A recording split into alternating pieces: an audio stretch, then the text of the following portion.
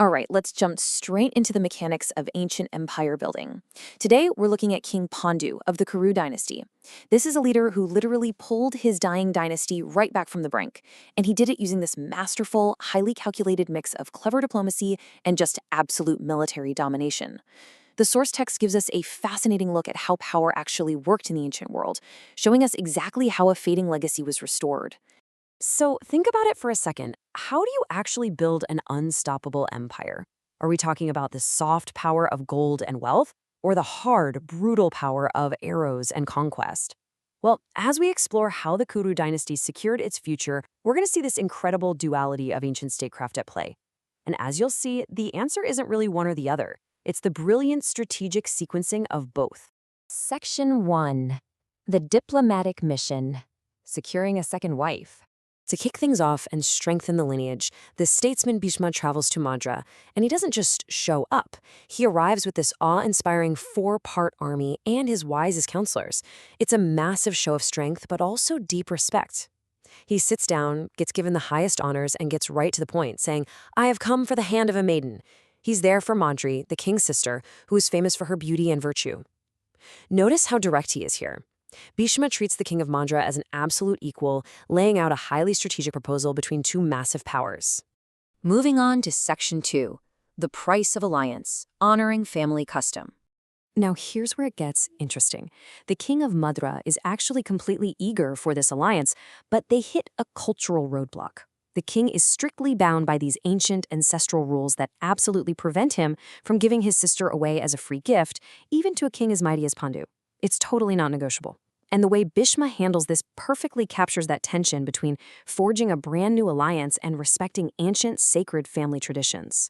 Instead of getting offended or, threatening an all-out war, Bhishma pulls off a masterclass in diplomacy. He just says, "This, no doubt, is a virtue. The self-create himself hath said it." He completely validates the king's adherence to his tradition. He takes what could have easily been a major conflict and flips it into a solid foundation of mutual respect. And to honor that custom, Bhishma cheerfully, and I mean cheerfully, just opens the floodgates of wealth.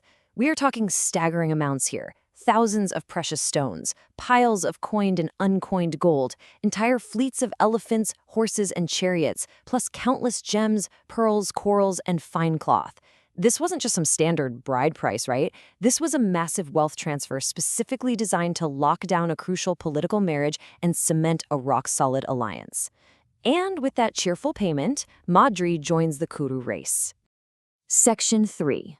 30 Days of Peace, the calm before the storm. King Pandu brings Madri back to his capital, they have a grand ceremony, and he enjoys this nice, brief respite. But how brief? Exactly 30 days. 30 days of domestic peace before Pandu's sheer ambition to conquer the world literally pulls him away from his new bride. The calm was officially over. Which brings us to Section 4, the grand campaign, the pivot to war. The energy completely shifts here. Pandu marches out with a force so terrifyingly large, it makes the wealth they just spent on diplomacy look like pocket change compared to what he's about to seize. This was a campaign of pure, relentless velocity. He doesn't just do a little border skirmish. First, he marches right at the robber tribes of Dasarna and subjugates them. Then he pivots his massive infantry and cavalry straight into Maghadha. From there, he rolls into Mithila, takes down the Videhas, and just keeps pushing to crush Kasi, Sumbha, and Pundra. It is just a rapid wave of total subjugation. Now, a really crucial milestone in all this is his clash with Dhirga, the ruler of Maghadha. Dhirga was this incredibly proud guy who had offended a ton of other monarchs. But Pandu didn't just defeat him. The text doesn't mince words. It explicitly states he slew him there and took everything in his treasury, grabbing all his vehicles and draft animals while he was at it. Total victory, total acquisition.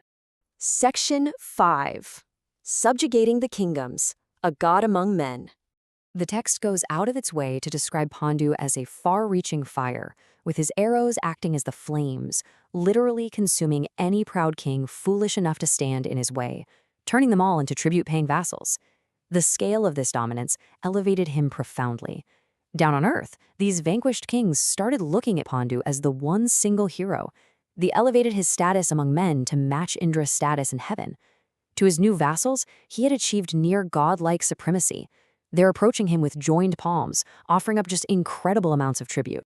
Section 6. The Triumphant Return, the Glory Revived. When Pandu finally heads back to Hastinapura, the train of wealth following him is so impossibly vast that the citizens literally cannot see the end of it. The sheer volume of this tribute is mind-blowing. We're talking treasures of gold, silver, and pearls, massive sweeping herds of cattle, elephants, horses, camels, incredible textiles and furs. You remember all that wealth Bhishma cheerfully gave away for the bride price? Well, Pandu has aggressively reclaimed it and multiplied it 100-fold through sheer conquest. This, right here, is a true economic engine of ancient empire building. As you can imagine, the reaction back at the capital is absolute ecstasy. The citizens and the ministers clearly realize the historical magnitude of what just happened. They're declaring, oh, the fame of the achievements of Santanu and of the wise Mahabharata, which were about to die, have been revived by Pandu. Enemies who used to rob the Kurus of their land and wealth had been completely crushed and forced to pay them tribute. Pandu had single-handedly saved their dying legacy. And right in the middle of this massive celebration, amidst the blaring trumpets, the conquests, and the kettle drums, there's this incredibly grounded, deeply personal moment. Pandu walks up and worships the feet of Bhishma. This is the man who acted as a father to him, the same guy who secured his diplomatic marriage just a few months prior. And Bhishma, embracing this victorious son who had just ground rival kingdoms into dust, actually weeps tears of joy. So King Pandu successfully revived the dying fame of his ancestors through this absolutely brilliant, brutal mix of diplomacy and warfare. But it really begs the question, how long can an empire built on both bought alliances and conquered foes truly last? History kind of tells us that foundations like that require constant, exhausting maintenance. I'm going to leave you to ponder the ultimate fate of the Kuru dynasty, and I really hope this dive into their ancient strategies has sparked your curiosity to go learn even more.